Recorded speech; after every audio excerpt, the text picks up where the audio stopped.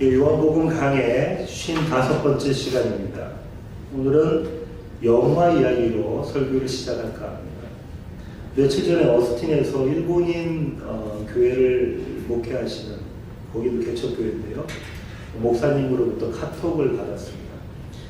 그분이 보내주신 카톡에는 별다른 말씀이 없으셨고 감동의 영화 더 테너 리리코 스핀토라고만 적으시고는 링크를 걸어 놓으셨습니다.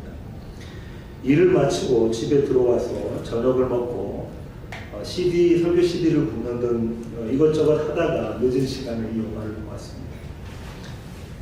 보기와는 달리 저는 감동이라는 단어가 들어가 있는 영화를 보면 항상 눈물을 흘립니다.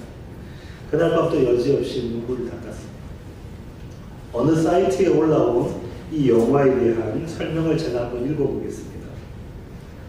서정적인 섬세함과 심장을 관통하는 듯 힘있는 목소리를 함께 지닌 테너에게 주어지는 찬사 리리코 스핀토.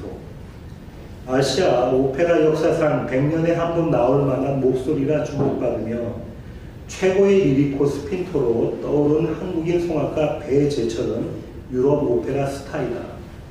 그의 목소리에 반한 일본 오페라 기획자 코지 사와다는 그에게 일본에서의 공연을 제안하고 두 사람은 음악에 대한 애정과 이해의 공감으로 가까운 친구가 된다.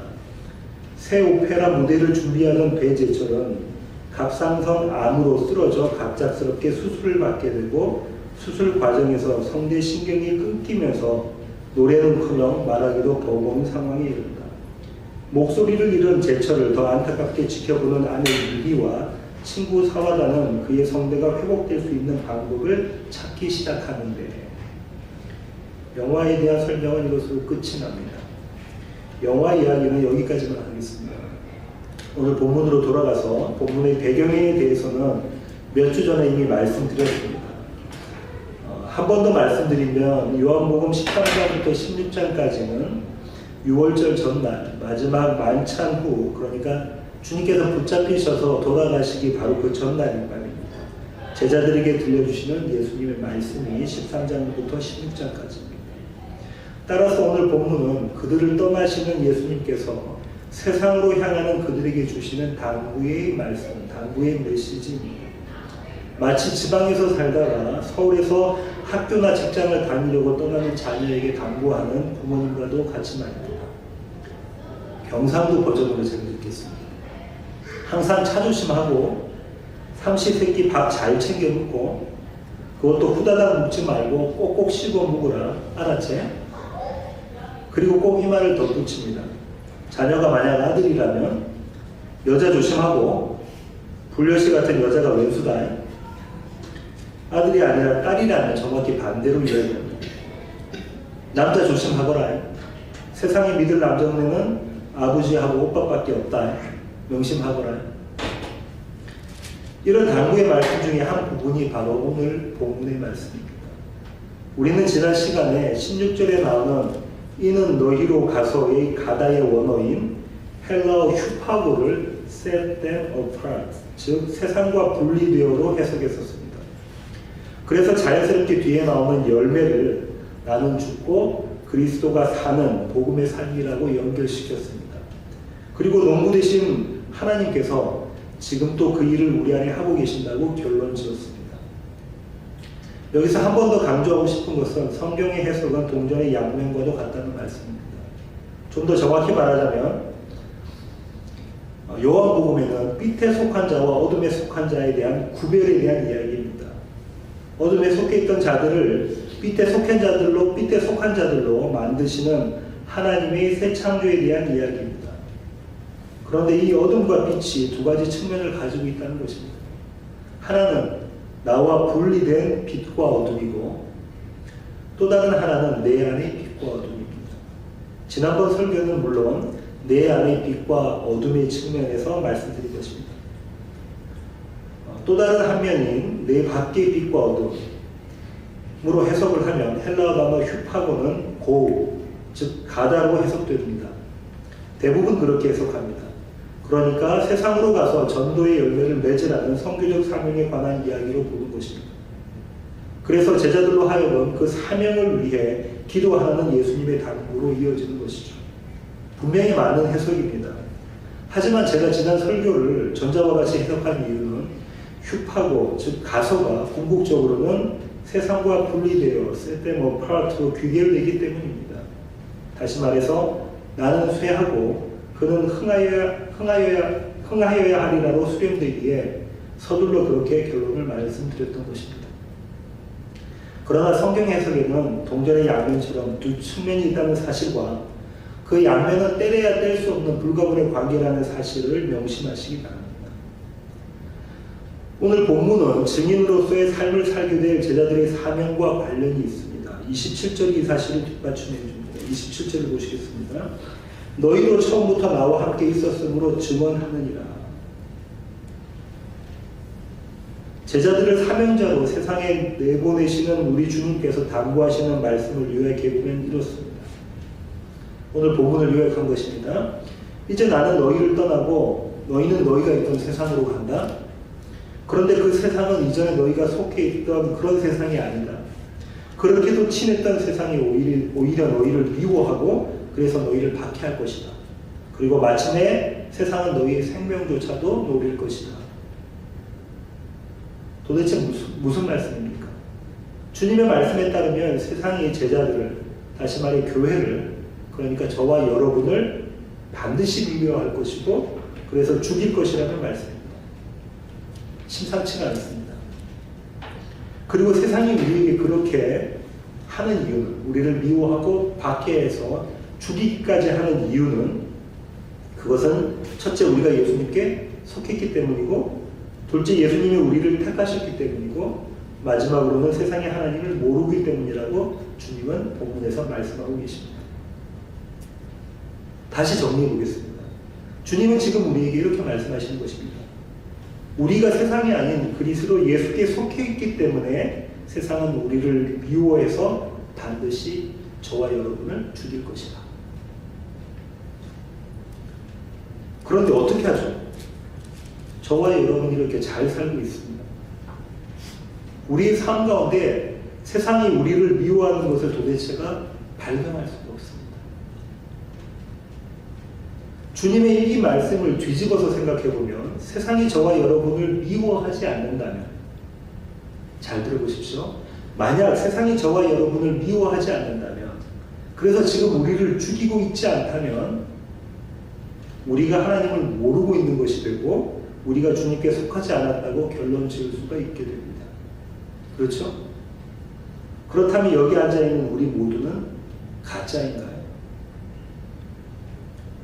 초대 교회와 같은 종교 탄압 아래 있지 않는 자들에게, 다시 말해 이슬람권이나 공산주의 체제를 벗어나 살고 있는 우리에게 이 말씀은 어떻게 해석되어야 합니까? 분명 미움과 박해를 이 땅에서의 생명으로 국한하는 것은 아닐 것입니다. 따라서 우리는 제자들을 향한 세상의 미움과 박해에 대해 좀 더 깊숙이 살펴볼 필요가 있습니다.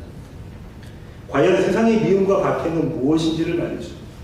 이것이 앞서 말씀드린 동전의 한 면의 또 다른 예가 되겠습니다. 성급히 결론부터 말씀드리면 여기서 말하는 세상은 우리 안의 세상입니다. 저와 여러분 안의 세상, 즉 어둠입니다.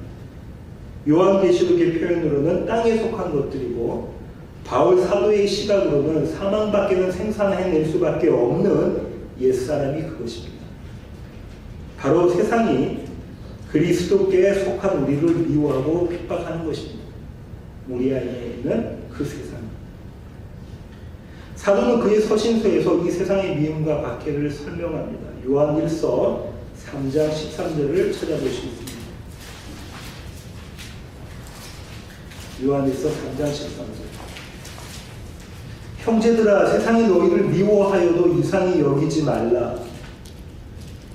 세상이 너희를 미워하여도 이상히 여기지 말라. 사도는 그 앞절에서 친절하게도 세상이 우리를 미워하는 모습을 예를 들어서 설명해주고 있습니다. 12절 보시겠습니다. 가인같이 하지 말라. 그는 악한 자에게 속하여 그 아우를 죽였으니, 세상에 속하여 그 아우를 죽였으니 어떤 이유로 죽였느냐? 자기의 행위는 악하고 그의 아우의 행위는 의로움이라. 자신이 대우받지 못하면 자신의 동생까지도 죽이는 미움이 바로 세상의 미움입니다. 사도는 이런 세상의 모습을 이상하게 생각하지 말라고 말합니다. 왜냐하면 그것이 바로 세상의 원리이기 때문입니다.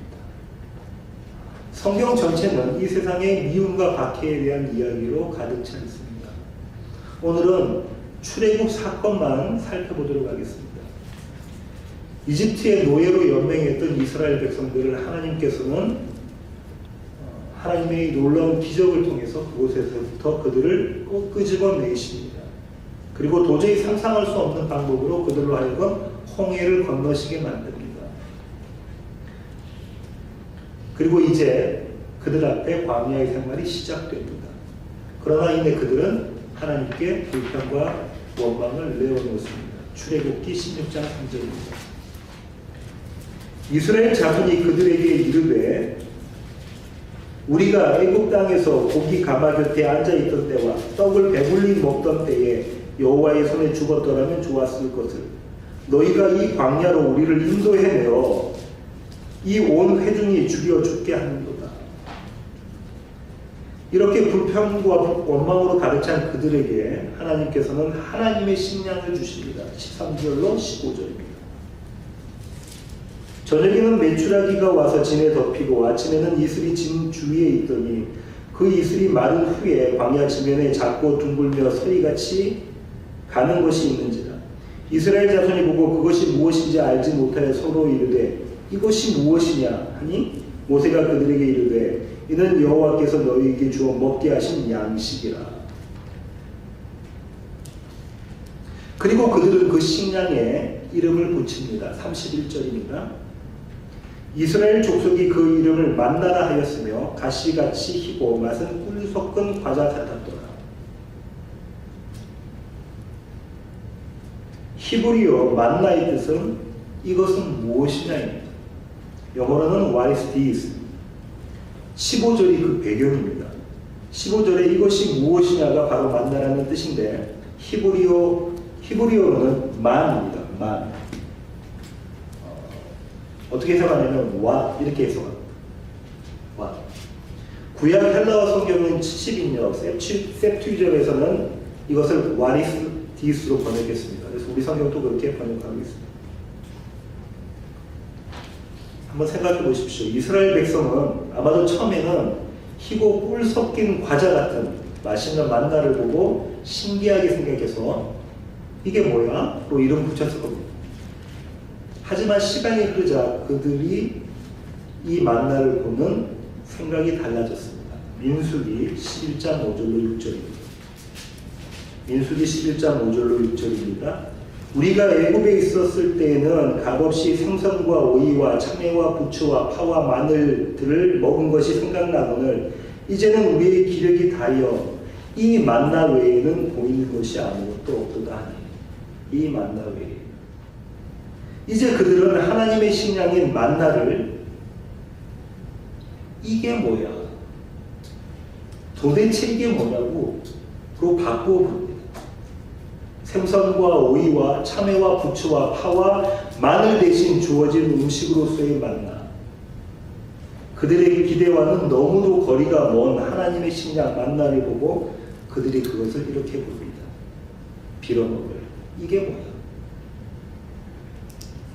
한국에서 만나 식당이라는 간판을 간혹 보는데 물론 이곳 달라스와 포트월스 지역에도 마찬가지입니다만 이 의미를 아시고 사모를 정하셨는지 모르겠습니다. 식당에 온 손님들이 모두 이게 뭐야? 이러면 곤란한데 말이죠. 여러분의 상상력을 동원해서 광야에서 만나를 거둬들이는 이스라엘 백성들의 모습들을 그려보십시오. 등을 굽혀 연신 만나를 집어들면서도 에이 이게 뭐야? 를 외치는 그들의 모습을 말입니다. 우리는 성경이 묘사하는 이런 이스라엘 백성들을 보고 혀를 찹니다. 이집트에서도 그리고 홍해 앞에서 믿을 수 없는 기적들을 그렇게 경험하고서는 게다가 노예의 신분으로부터 벗어나게 되었는데 고작 먹는 것 하나로 이렇게 투정을 부리다니. 도대체 머리가 있기는 있는 사람들인가 하고 말이죠. 하지만 사랑하는 성도 여러분 앞에 서 있는 저의 삶이 이들과 크게 다르지 않습니다. 저는 아시다시피 늦게 신학을 했습니다. 30대 초반에 다니던 직장을 정리하고 경영 컨설팅 회사를 세웠습니다. 사업 자금은 아파트 담보대출로 충당하고 사무실도 없고 또 꾸미기도 하고 브로셔도 찍어내고 많은 분들의 성원 속에서 그렇게 멋지게 사업을 시작했습니다. 그런데 이런 멋진 출발과는 달리 10개월 동안 단 한 건의 계약도 성사시키지 못했습니다. 함께 일하던 대학 후배는 무능력해 보이는 선배를 떠나 다른 직장으로 자리를 옮겼습니다. 수많은 회사들을 방문하며 컨설팅에 대해 설명하고 브로셔와 명함을 놓고 돌아오지만 연락이 오는 회사가 없었습니다. 당시 제 아내는 큰딸 다은이를 임신 중이었는데 우리 가정의 생계를 위해 부도난 회사의 마지막 정리를 위해서 일했던 직장에 다시 나가 일을 했습니다. 만삭의 몸으로 버스를 타고 출퇴근을 하고 태양에 미칠 전자파 걱정을 하면서 컴퓨터 프로그래머로서 일을 하는 아내, 그리고 여전히 빈손으로 퇴근하여 돌아오는 저, 이렇게 세월을 보내면서 대출받은 돈이 거의 바닥을 칠 무렵 대학 선배가 경영하는 회사로부터 컨설팅 요청이 왔습니다. 지금도 저는 첫 계약을 마치고 집에 들어오던 제 모습을 잊지 못합니다. 두 손에는 좋아하는 오징어 회 도시락을 싸들고 의기양양하게 처갓집으로 들어가는 모습을 말입니다. 그리고 그때부터 하나둘씩 미뤄오던 계약이 성사되었습니다. 그리고 이내 제법 그 지역에 이름 있는 컨설턴트가 되었습니다. 이렇게 이제 자리 잡을 만한 때에 바로 그때에 하나님께서 저를 부르셨습니다. 매일 예배 시간마다 찬양할 때도 말씀을 드릴 때도 그리고 기도할 때도 언제나 내가 너를 지명하여 불렀다는 말씀이 제 머리와 가슴에서 떠나지 않는 것이었습니다. 고민을 많이 했습니다. 그리고 주위의 많은 분들과 상의했습니다. 그리고 마지막으로 아내와 의논한 끝에 하나님의 뜻임을 알고 목회자의 길을 가기로 결정했습니다. 그렇게 저는 잘되던 컨설팅 사업을 접고 대전 침례신학대학원에 입학하였습니다. 그리고 2년 후인 2007년 1월에 이곳 텍사스 사우스 웨스턴 침례신학교에 유학을 왔습니다.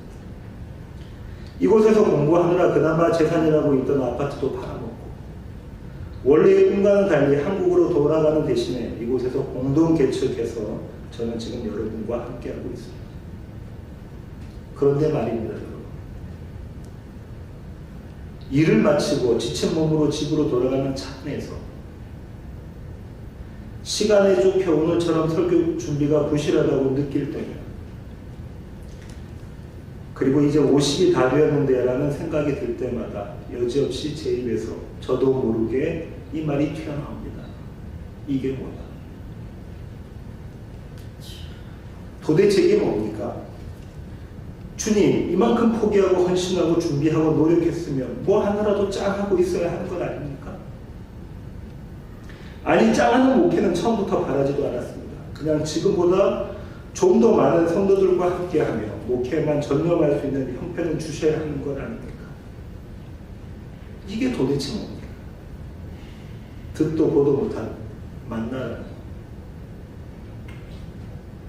사랑하는 성도 여러분, 이것이 제 모습입니다. 광야의 이스라엘 백성과 전혀 다름없는 제 모습입니다.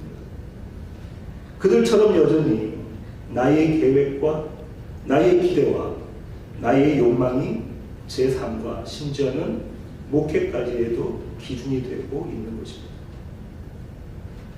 정확히 이게 뭐야? 이 모습이죠. 이것이 바로 제 안에 있는 어둠으로 드러나는 세상입니다. 이 세상은 빛 대신 예수님을 미워합니다. 그리고 반드시 그분을 죽입니다. 마치 가인이 아벨을 쳐 죽인 것처럼 말이죠. 그러나 은혜의 하나님은 제 안에 이 세상을 통해 저의 불가능함을 철저히 경험하게 하시고 제가 주님만을 향하도록 만들어 가십니다. 세상 위에 늘어진 가지를 들어 올리시고 세상을 향해 나가는 가지를 자르셔서 참 포도나무의 가지로 열매 맺게 하시는 하나님의 열심으로 말입니다. 성도 여러분, 세상의 미움과 박해에는 분명히 목적이 있습니다. 그것은 나의 나됨을 보라는 것이죠. 그리고 이내 하나님의 하나님 되심을 보라는 말입니다. 그것이 보잘것없어 보이는 이게 뭐야 이 만나를 오늘 저와 여러분의 삶에 주시는 이유입니다. 신명기 8장 2절로 3절입니다. 내 하나님 여호와께서 이 40년 동안에 내게 광야 길을 걷게 하시는 것을 기억하라. 이는 너를 낮추시며 너를 시험하사 내 마음이 어떠한지 그 명령을 지키는지 지키지 않는지 알려 하시리라. 너를 낮추시며 너를 줄이게 하시며 또 너도 알지 못하며 내 조상들도 알지 못하던 만나를 내게 먹이신 것은 사람이 떡으로만 사는 것이 아니요 여호와의 입에서 나오는 모든 말씀으로 사는 줄을 내게 알게 하려 하십니다. 저와 여러분을 낮추시며 시험하시는 목적은 이와 같이 시험하시는 목적은 바로 우리에게 복을 주시기 위해서입니다. 16절을 보시겠습니다. 내 조상들도 알지 못하던 만나를 광야에서 내게 먹이셨나니 이는 다 너를 낮추시며 너를 시험하사 마침내 내게 복을 주려 하심이옵니다. 그렇습니다. 감히 그분을 붙잡을 수조차 없는 그런 먼지 같은 존재인 나이지만 감히 그분을 붙잡을 수도 없는 그런 나띵인 나이지만 그 길 외에는 다른 어떤 방법도 어떤 길도 존재하지 않기 때문에 영치불구하고 예수님의 옷자락을 붙잡는 그 여인 같은 그 믿음, 이것이 저와 여러분 안에 있는 믿음입니다. 그리고 우리 안에 그 믿음이 있다면 바로 지금 우리 안에서 하나님이 땀 흘리시며 일하시고 계신 증거입니다. 이제 설교를 마치겠습니다. 저는 초임에 말씀드렸던 영화 이야기로 오늘의 설교를 맺으려고 합니다. 앞서 말씀드린 오페라 가수 테너 배재철 씨는 노래를 놓지 못합니다. 이런 글을 보고 이미 친구가 되어버린 일본인 오페라 기획자 코지는 세계 최고의 이비인후과 수술 의사인 이시키 노부이코 박사를 찾아가서 그의 수술 가능성을 타진합니다. 이 박사는 말을 할 수 없었던 사람들이 말을 할 수 있도록 해주는 수술을 성공시키신 분이었습니다.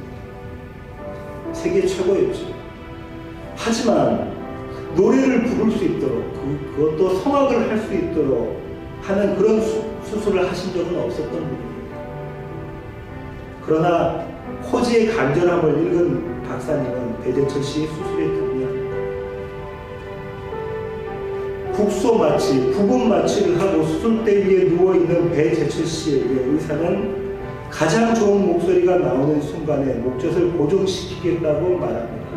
마치 피아노를 조율하듯이 말입니다.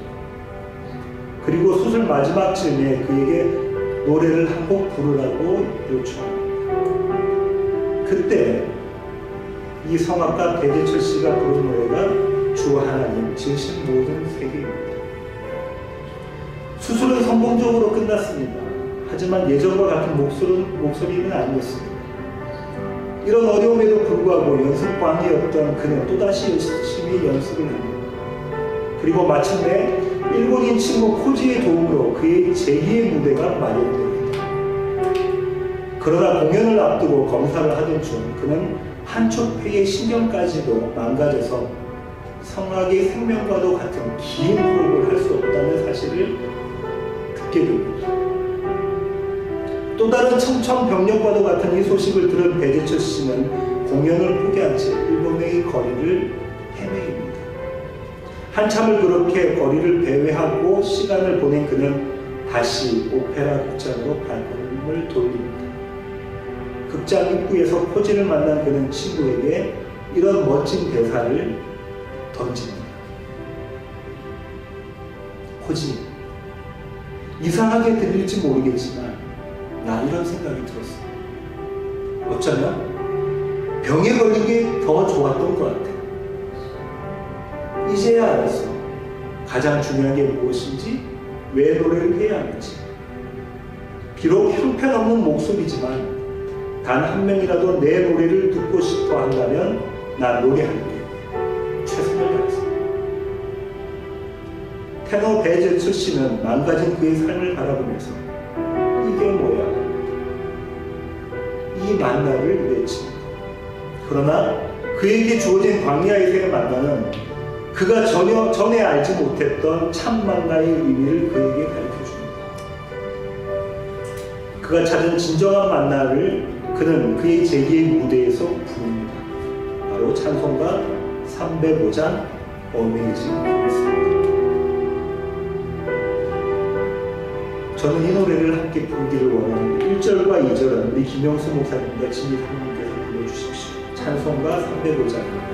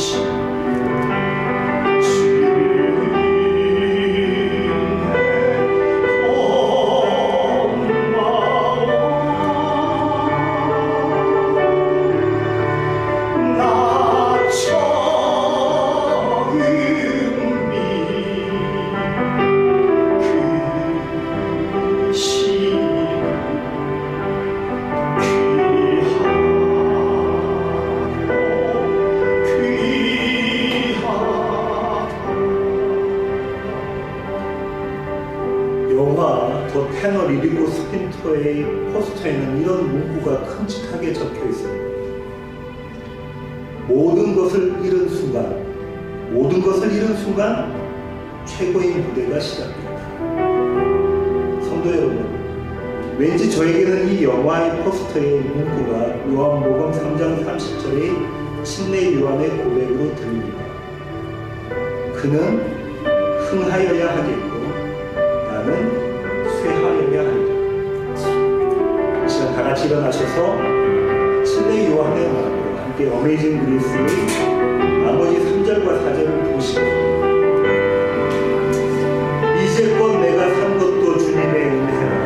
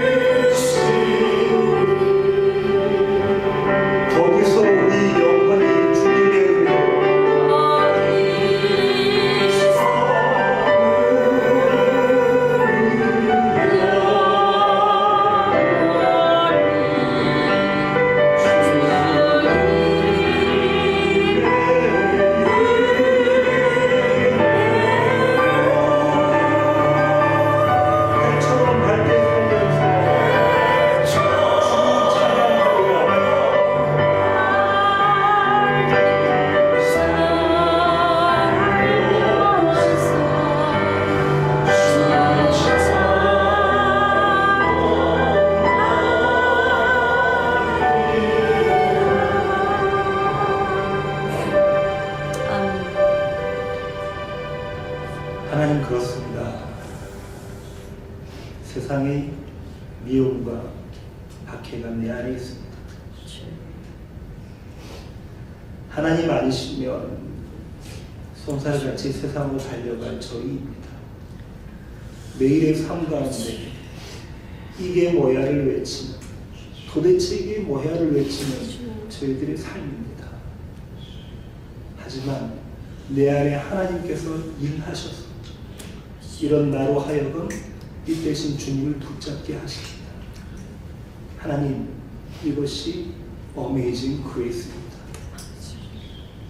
이 하나님의 놀라운 은혜에 감사하며 감격하며 하나님을 찬양하는 우리 세워지는 교회 모든 공동체가 되게 하여 주시옵소서. 아멘. 이제는 우리 주 예수 그리스도의 놀라우신 구원의 능력과 사랑 많으신 하나님 아버지의 그 극진하신 사랑과 우리 안에 내주하셔서 하나님의 열심으로 일하고 계시는 성령님의 충만하심이 이제 주님 앞에 머리 숙이고 주님만을 바라보기를 다짐하는 우리 세워지는 교회 모든 공동체 머리 위에 이제로부터 영원토록 함께 하시기를 예수 그리스도의 그 귀하신 이름으로 간절히 축원하옵나이다.